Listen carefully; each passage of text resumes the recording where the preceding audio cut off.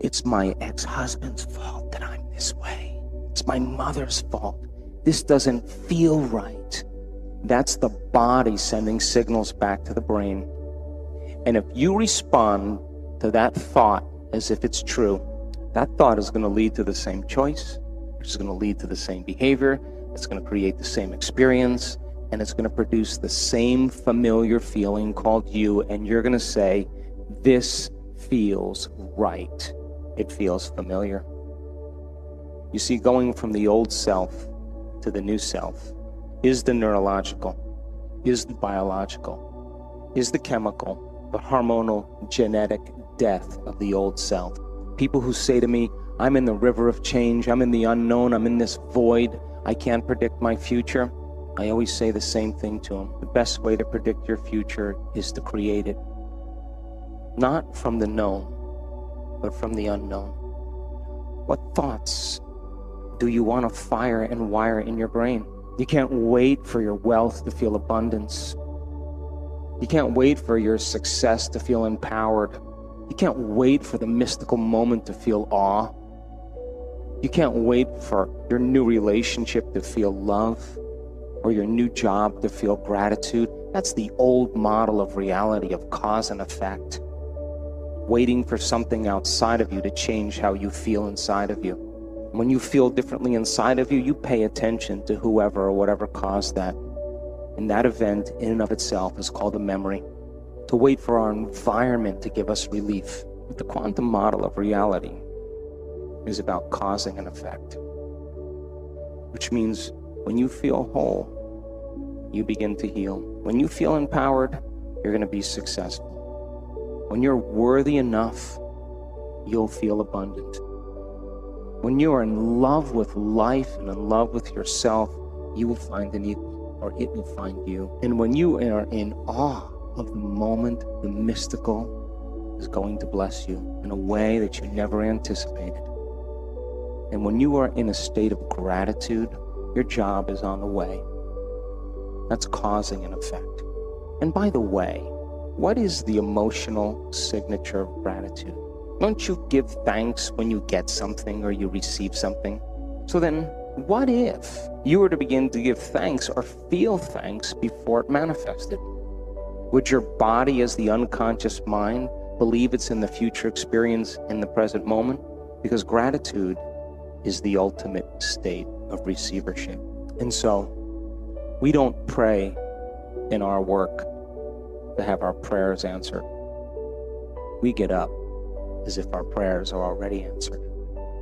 And it is that state of mind and body that I know that requires a clear intention and an elevated emotion.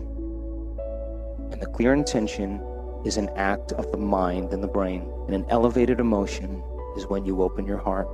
When you combine those two elements, you just moved from living in your past to living in your future. So then, here's the question. Can you believe in a future that you can't see or experience with your senses yet, but you've thought about enough times in your mind that your brain is literally changed to look like the experience has already occurred?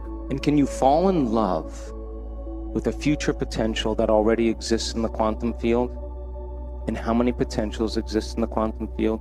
Infinite potentials in the quantum field. Can you select a new potential in the quantum field and emotionally embrace that future reality before it's made manifest to such a degree that your body, as the unconscious mind, is believing it's living in that future reality in the present moment, and you're signaling new genes in new ways?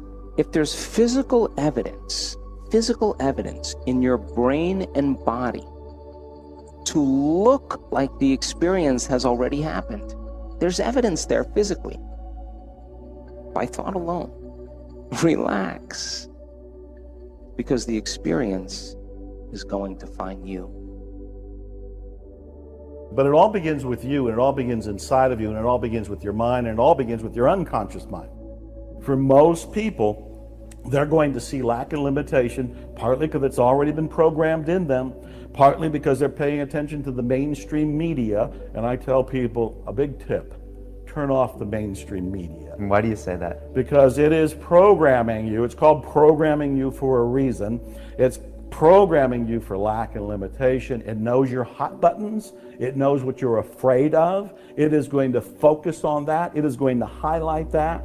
And if mainstream news can't find something bad that happened today in London, it'll go find it in Texas. Select the information. You're feeding your brain, you're feeding your soul, you're feeding your unconscious, subconscious mind. Select it with some sort of wisdom and discernment, so you program yourself for this abundant life. So they both exist. You have to have the awareness that when you were growing up, and I don't mean you in particular, your parents probably did not have an abundant attitude. I tell people your parents probably were not enlightened. They were probably not Mr. and Mrs. Buddha. You know, they probably had their own hang-ups, their own programming, their own lack, their own limitation. They downloaded it to you. You were a kid. You didn't know any better. Then you go into the culture, you go into the media, you go into the education system, and it's not programming you for survival. It's programming you for survival. It's not programming you for thriving, for excelling. And so at some point, if you're lucky, you see a movie like The Secret, you read a book maybe by me or one of the other authors out there, you see a show like this, and suddenly there's an aha. Suddenly you awaken and you go, oh, maybe life can be different. Maybe I don't have to see lack everywhere. Maybe I can see abundance. So to me, there's an optical illusion. They're both available. You get to choose. And how can I practice that state of abundance? Is that through an affirmations? Yeah, I love that question. You know, oh, I can talk to you forever. a few basic ways, you know, because also a lot of people watching us will say, Joe, Brian, if I look at a street and someone else looks at the street, it's the same street, it's the same people, it's the same. A lot of people will not understand that actually they'll pull all of these cultural dialogues, personal dialogues, and they'll see the things they want to see to continue that scarcity mentality. That's right. They're going to see it unconsciously. It's going to be coming from the paradigm they already have, the mindset they already have, which is in their subconscious/unconscious. So when they look, they're looking consciously, not realizing what they're seeing is being filtered by the unconscious. So when you change that bottom line programming, what's underneath the software, you're going to see something different. So here's the best technique. It's a technique that comes from 1900, from the book Pollyanna. It's called Play the Glad Game. And the glad game is you look for something good. Just start looking for something good. The rule of thumb is there is something good in everybody and in every situation. And there are some people and some situations that will challenge you. But you've got to focus, you got to look, and you got to say there's something good here. But if you stay with it, you're going to start seeing the good everywhere. That's a simple, easy, doesn't cost anything to get it right.